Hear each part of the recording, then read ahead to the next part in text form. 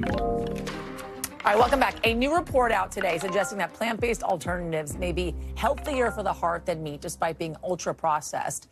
An analysis of previous studies found that risk factors for heart disease like total cholesterol, LDL cholesterol, which is, by the way, the bad one, and body weight all improved when various animal-based meats were replaced with plant substitutes. I want to bring in Dr. Natalie Azar to talk more about this. So we have been kind of talking about this bad ultra-processed food for your health in general. But this report is essentially saying if you're comparing these meat alternatives, for instance, like Beyond Meat, like I eat a lot of that because I don't eat meat, I only eat fish, to meat, it's a better alternative? Yeah, you know what? I mean, I like the way this study was done. And of course, the reason that the study was done is that for years we've been telling people to eat less red meat, right? And so a lot of people have turned to these, different plant-based sort of options to get the same flavor, to get the same, sort of idea about eating meat.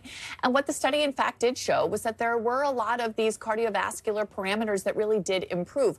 What study has not been done, Yasmin, is comparing outcomes in people who eat red meat versus plant-based products. For example, does that, improvement in your HDL translate into a reduction in heart attack and stroke? We don't have that data. Long-term outcomes. Long-term, exactly. Okay, it's like we have okay, great, these metabolic things are changing. Right, exactly, but down. Exactly. But I think if you're talking about just sort of plant-based products in general and sort of this designation as ultra-processed, they're not all created equal. If you have an ultra-processed food that is extraordinarily high in sodium and saturated fat and really, really bad carbs. Like certain potato chips. Potato chips, perfect example. Or pour water into I love something. A good chip.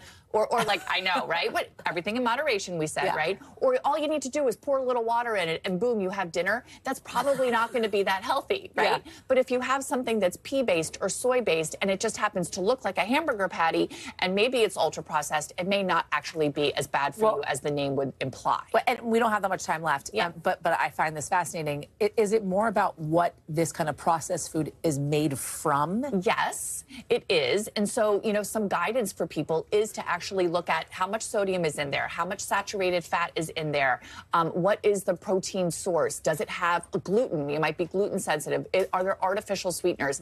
We try to, I tell all my patients to eat a whole food plant-based diet, but in the real world, we're all eating some amount of processed food. We have to, right? I mean, we can't spend all day eating whole food. Yeah, you need to have fun. But that's what we want to go towards, right? Exactly. The nuts and legumes and fresh vegetables and fresh fruit, then you don't have to worry about how processed it is. Right. But I think the bottom line is that ultra-processed is not ultra bad all the time. How do your patients react to that recommendation, Dr. Natalie? My patients are really, really, they follow every single solitary thing that I tell them to do. I bet they do.